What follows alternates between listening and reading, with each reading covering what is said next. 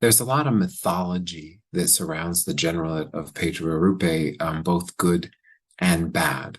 And it's a hard period for a historian like me to talk about because I'm not a modern historian and I have a little bit of trouble sometimes talking about things that are really barely history, in the sense that while they are history in the sense of their great importance for us, they're barely history in the sense that we don't have a lot of objective distance.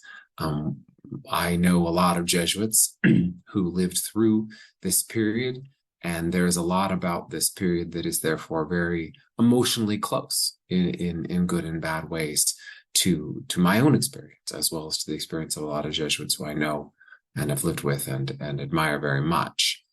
But today, what we're going to try to do is to dispel a little bit of the mythology in favor of the reality of what was going on in Pedro Arrupe's Generalate. As I said, both an overly rosy picture, but also more to the point, some negative judgments that don't have any basis in reality.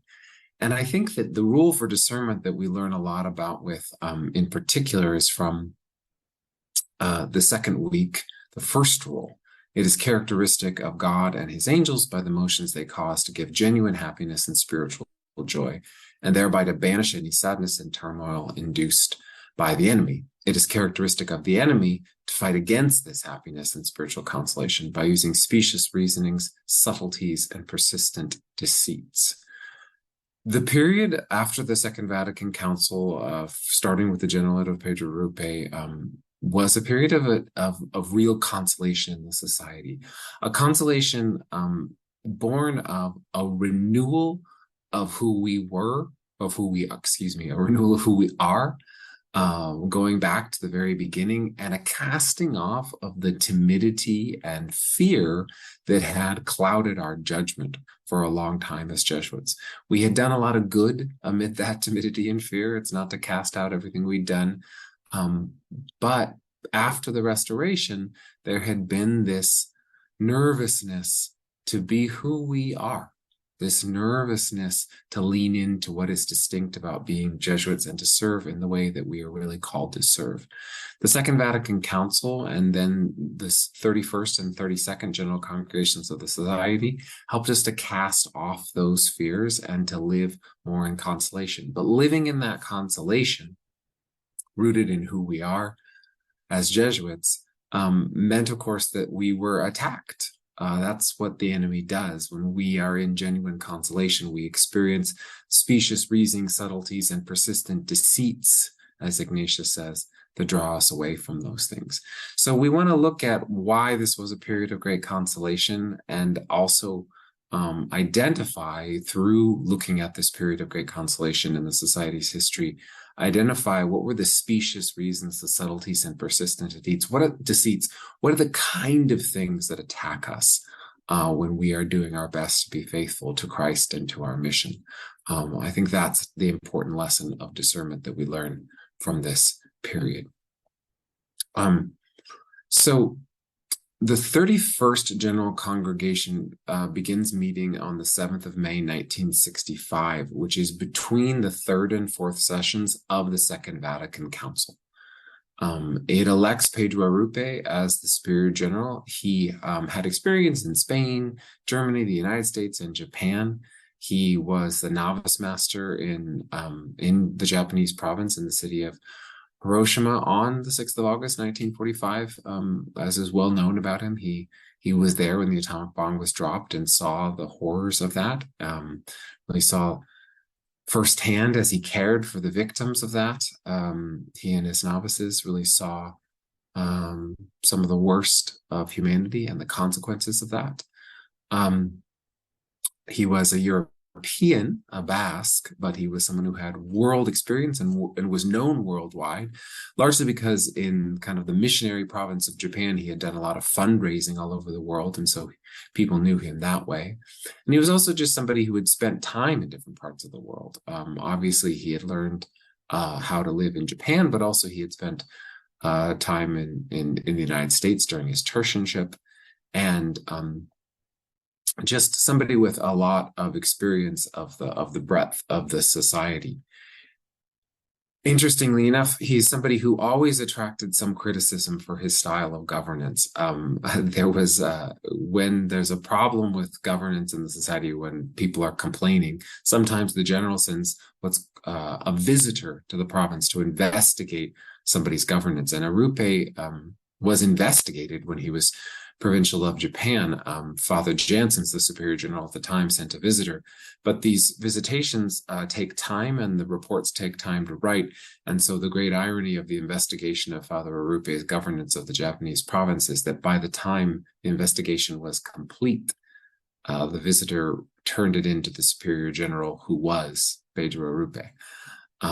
Just a little irony of all these sorts of things. But Arrupe was always very much a free man, and very much a man of our institute, of our way of proceeding, who saw things very, very clearly and acted without fear and timidity, and knew how to differentiate between the essential and the non-essential in our way of proceeding. It's not to say that he was a flawless man. He lacked some of the ecclesiastical savvy that could have served us well, and that got him into trouble and us into trouble. And you know, he had all of his ordinary flaws, but he was very much the man for the moment in the society. I think that is clear in retrospect. He was a man in particular for the moment of having a congregation during the Second Vatican Council. We did something very odd for the General Congregation 31, something we'd never done before, which is after Arrupe had been elected, they decided to suspend the council to reconvene in a second session after Vatican II had finished. They wanted to be able to respond at GC 31 to what Vatican II was asking religious orders to respond to. So they put off finishing the council until they could see what the documents that came out of the last sessions of the Second Vatican Council were. And in particular, important to this was the promulgation on October 28th, 1965 of Perfectae Caritatis. This is the decree of the Second Vatican Council on religious life that called for the adaptation and renewal of the religious life, which includes both the constant return to the sources of all Christian life and to the original spirit of the Institute, and to the adaptation of the Institute to the changed conditions of our times. There were three basic calls that all religious orders were given by the Second Vatican Council and by Pope Paul VI in promulgating this decree: to return to the Christian basics, to return to Scripture, to the fathers of the Church, to the early fonts of who we are as Christians, to return to the original tensions of the founders of our orders, so make sure that we really were living out the charism that we had been founded to contribute to the work of the Church and in the world, and to adapt. The third call was to adapt the non-essential elements of our charism, of our order, to the particular needs of the time. The Church had lived in fear of the world for some time. And really, the Second Vatican Council was primarily a pastoral council, not because it doesn't have dogmatic weight. It has dogmatic weight in its decrees, in its dogmatic decrees. It teaches, but its impetus was pastoral, because what John the 23rd saw was that we had, in our frustration with the ways that the world had been hostile to the Church, we had retreated from the world, and therefore we had taken away our ability to proclaim the gospel in a lot of contexts. We had lost our chance to really proclaim the gospel to lots of in the world. And that's what we needed to adapt to as religious and as a church. We needed to figure out, how can we proclaim the gospel to the people of our world, as we have always done. Retreating from the world is not the Catholic approach. Rather, we are not supposed to be countercultural so much as we are supposed to transform culture from within. That's the ancient tradition of the Church. And that's what the Jesuits were called to, and all religious are called to by Perfectus Caritatis. It was important that all institutes, as the document says, let their founders' spirit and special aims be set before them, as well as their sound traditions, that these institutes should share in the life of the church, adopting as their own and implementing in accordance with their own characteristics the church's undertakings in matters of biblical, liturgical, dogmatic, pastoral, ecumenical, missionary, and social. Religious orders should know what's going on in the world, promote among their members an adequate knowledge of the social conditions of the times, etc., etc. So this governed the way that we set about the work of the 31st General Congregation. After Arrupe had been elected and after the council had ended, we went back to work and we looked at the whole institute of the society in terms of how to renew it.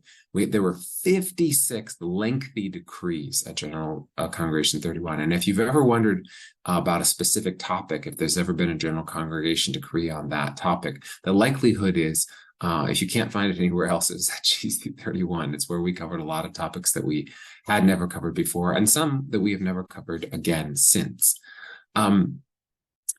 These decrees were different than other general congregations. They were less juridical and they were more rhetorical and persuasive. We didn't come up with that idea. We were following the wisdom of the Second Vatican Council. If we go back through the history of councils of the church, traditionally councils issued juridical type decrees, even when they were talking about doctrinal matters that were in lists of canons of things that when it was talking about doctrine, not about law, if you don't believe this, then you're anathema. Then you're being declared that your beliefs are heretical. At the Council of Trent, the lists of canons became to the lists of canons were added positive statements of theological principles. So there were theological introductions that were stated things positively, and then after that there was a list of canons that stated the same points negatively, as in terms of what, if you don't believe these things, then you're not Catholic sort of statements. Vatican I followed that pattern of the two sections. Vatican II got rid of the canons and just had the first section. Again, it doesn't change the weight of the decrees, but it changes the style. It was more positive, it was more persuasive, it was more moving and rhetorical. And we started doing our general congregations that way at GC 31, following Vatican II, and we've continued to do so. There are still juridical things decided at the council, at the congregations, just like there was at the council, but the style is different. The key thing to realize about GC 31 is that it was a renewal of who we'd always been, but had been a little bit afraid to be. It was a renewal of our way of proceeding. Father Arrupe in 1979, in an address called On Our Way of Proceeding, lays out very well what the work of GC 31 and GC 32 were really all about. What the work of those congregations was really all about was getting us to distinguish between the essential and the non-essential in our institute, to get us to see how it is that we stay true to who we are, not by following rules, but by really embracing and embodying our way of proceeding. And Arrupe distinguishes between the sort of the perennial things that are always true, the constitutions and the formulas of the institutes that are meant to be perennial, and the kinds of rules that were the kinds of norms that are universal but changeable, and then the kind of rules that are local and changeable.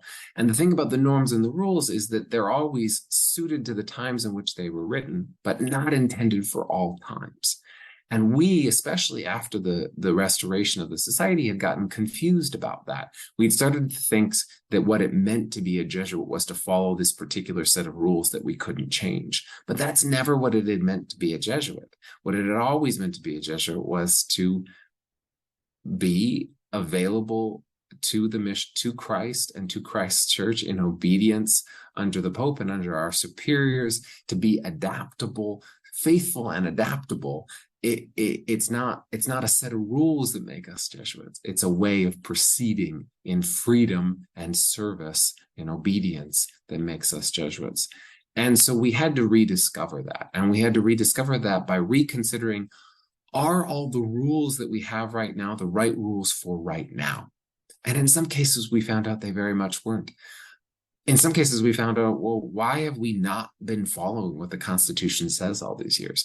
Why, for instance, were we not doing all 6 experiments that the Constitution said should happen in the novitiate? Well, because we were being more monastic and less Jesuit. Why had we, since the Second General Congregation, why had we not been following Ignatius' advice about the requirement of prayer for the professed? Why had we added a requirement for prayer for the professed that Ignatius had not had? Well, at GC31, we took it away. We tried to get back to the roots of who we were, to the sort of flexible, adaptable roots of who we are, faithful and available, but adaptable to the times.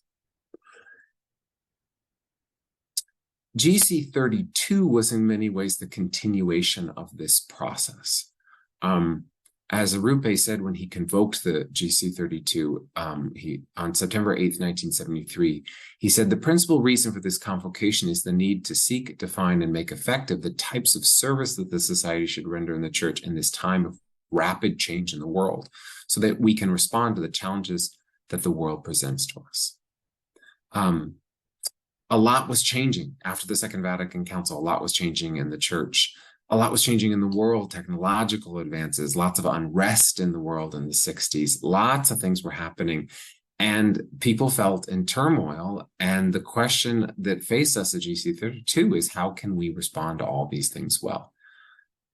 The the congregation didn't start necessarily all that auspiciously, because Paul VI noted in a handwritten note to Arrupe, for example, it is our desire, and even more our will, that the society adapt its life and its apostolate to the situations and needs of the times in such a way that there be clear confirmation of its nature as a religious, apostolic, sacerdotal order, united by a special bond of love and service to the Roman Pontiff, as established in the formula of the Institute and the fundamental rules of the society.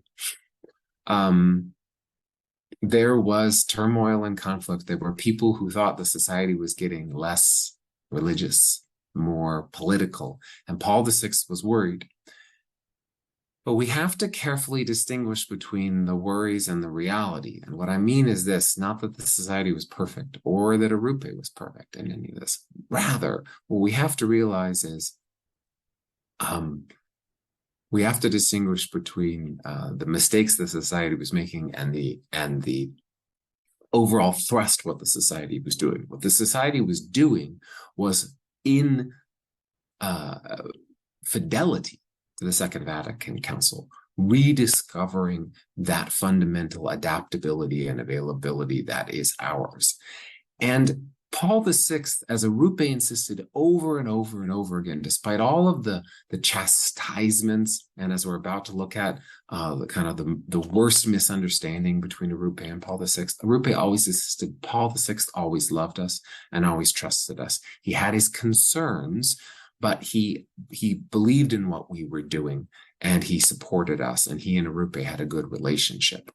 But he did have his worries, and in a speech delivered to the congregation right after it started, on the 2nd of December, 1974, Paul VI attacked the systematic doubt, the desire for change, the independence, and the individualism that he detected among Jesuits, and warned against the phenomenon of novelty for its own sake. He said, we believe that it is not asking you too much, and we expressly desire that the congregation delve deeply into the essential elements of the Jesuit vocation and proclaim them again, so that all your brothers can fully recognize them. It's harsh, and it sounds like a warning, and it is, but he's asking us to do what we wanted to do, to delve into who we were, so that we could more adequately respond, more wholeheartedly respond to the needs of the world at the time. The big the big problem at GC32 erupted over this fault of Arrupe's that I will call his inability to speak Vaticanese, to really communicate in the language of the Vatican. There was a movement inside the society and various postulata written into the General Congregation, various requests for things that they wanted the General Congregation 32 to discuss over grades, over whether perhaps brothers could be given 4 vows, or whether we should get rid of spiritual coadjutors, and these sorts of things about grades in the society, where there was a lot of unrest about whether we should do this. But Arrupe knew, as Jesuits in general knew, we couldn't change those things ourselves because those were included in the papal bulls. That is to say, the congregation did not have the authority to discuss those things without papal permission. So Arrupe went to Paul VI and asked if it was possible for us to discuss these things. And the Pope, through a cardinal, made it clear that he didn't think that grades should be touched. But he didn't forbid that they could be discussed. Now, that's a splitting of hairs that, from a Vatican perspective, if the Pope says to the cardinal that he doesn't think it should be touched, it's pretty clear that he's saying, I don't want you to even discuss it. That's the way the Vatican, for better or for worse, communicates. It's the subtext much more than the text that you're supposed to read. Arrupe thought, well, he told us not to change them, and of course we won't, but we can still discuss them and kind of represent to him what we think, and then he can decide what to do about changing them or not. This was a misunderstanding. I think Paul VI was sincere in being baffled that Arrupe didn't understand he wasn't supposed to do this. I think Arrupe was sincere in not understanding that he had been forbidden to touch the matter of grades. But what happened is, on February 20th, Pedro Arrupe is called into a meeting with Paul VI. This is a while after the congregation has started, and told to write down a dictated message that he's supposed to read in the General Congregation. Paul VI is furious and shocked that the congregation did not understand that he had forbidden them to debate grades. And he writes, "It is sad that the 4th vow has been discussed and that there has been an exploratory vote in the assembly against the express will of the Holy Father, which was confirmed again by his own petition." Pedro Arrupe left this meeting with Paul VI in tears, and came apparently very haggard and upset to the congregation and read this statement. Although Arrupe says that he was deeply moved by the response of the congregation, he wrote, "After I had an audience with the Sovereign Pontiff and communicated his decisive view to the fathers, all of them accepted it without the least bit of discussion. For me, that was one of the most beautiful examples of total obedience in the society, and I must confess that I have great admiration for this congregation." What's going on here? It's fundamental to who we are as Jesuits that we are obedient to the Pope. There was a misunderstanding. But once the misunderstanding was clear, once it was clear that we were wrong, that there was room for representation, once it was clear that the decision had been made, the congregation dropped it. Arrupe dropped it. He was mortified, and we moved on. Paul VI asked us to consider that which was fundamental to who we are, and obedience is fundamental to who we are, and that was never in doubt from the Jesuit perspective. It was in doubt from Paul VI's perspective because he didn't understand why we hadn't understood it. It was a miscommunication. But when push came to shove, it was clear who we were. But here's the point, and here's the big discernment point that I really want to bring out of the Generalate of Arrupe in general, and this moment in particular. In all of this controversy, as we're trying to figure out how do we adapt ourselves to the world and how do we restore our fundamental identity, what became very, very clear in all of this is that we knew how at this moment to remain in consolation. The Pope gave us a stern speech. We had this huge misunderstanding with him. People are saying all sorts of things about the Jesuits being disobedient. The church is in a lot of crisis. And what did we do? We wrote and promulgated one of the most controversial decrees that we've ever promulgated, the fourth decree of the 32nd General Congregation, the one that has the famous phrase about a faith that does justice. It's a near unanimous vote that decides that the pursuit of justice is a necessary element of the way that we promote the faith, the way that we propagate the faith. This committed us to a lot of things. What it shows is the consolation in which we were acting, because we were able to distinguish between these things that made us uncomfortable and fearful, these accusations that we were being unfaithful, and we were able to say that's not true, and we're going to stay in what is true. We're not going to let these things make us afraid, because we know that what we're saying is not what people think we're saying. We know that a faith that does justice is not a change in who we are. It's a way of embodying better who we are in the context where we find ourselves. Because going all the way back to the formula of the Institute, we were never just preaching and teaching and hearing confessions. We were also visiting the sick and those in prison. We were always caring for the poor. We were always engaged in acts of charity. And in this moment, in line with what had happened at the Second Vatican Council and all the ways that Catholic social doctrine had developed at this time, it was clear that it was not enough for us simply to serve the poor. We had to deal with the roots of structural injustice in our world, as a way of being true to who we were as Christians, as Catholics, and as Jesuits. We did not let the tumult scare us. The very thing we've been doing all those years since the restoration of the society is to say, well, we don't want to do anything that's going to cause anybody to get upset with us. We're going to keep our heads down. And at GC32, we decided, no, we're not. We're going to be who we are because we are obedient. We will listen when the Pope chastises us. We will admit that we misunderstood and he was right and he has the right. We will be obedient because that's who we are, but this is also who we are. The fear of the Holy See was, in the words of Cardinal Villot, was that in the order of temporal things, human development and social progress should not be exalted excessively so as to cause harm to the essential significance that the Church grants to evangelization, that is, to announcing the whole of the gospel. And that's a legitimate fear.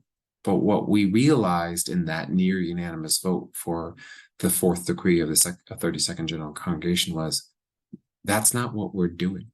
We're not excessively exalting the temporal. We are serving the gospel and proclaiming the gospel, and this is part of how we do it. And that's the mark of the sort of freedom that ought to characterize our discernments, where we don't let misunderstanding of what we're doing dictate the way that we act, but rather we remain in the consolation and go forward and deal with the misunderstandings that have always been around us since before the very beginning in the Jesuits. We deal with them and we move on because, as we say also in that decree, the promotion of justice is also a way of responding in obedience to Paul VI's call that we combat atheism. What is at stake here, to quote the decree, is the fruitfulness of our apostolic endeavors, and notably of any coherent attempt to combat atheism. The injustice that racks our world in so many forms is, in fact, a denial of God in practice, for it denies the dignity of the human person, the image of God, the brother or sister of Christ. How can we seek to bring people to belief? How can we combat atheism if we're not standing with God's poor, if we're not standing with people in their dignity.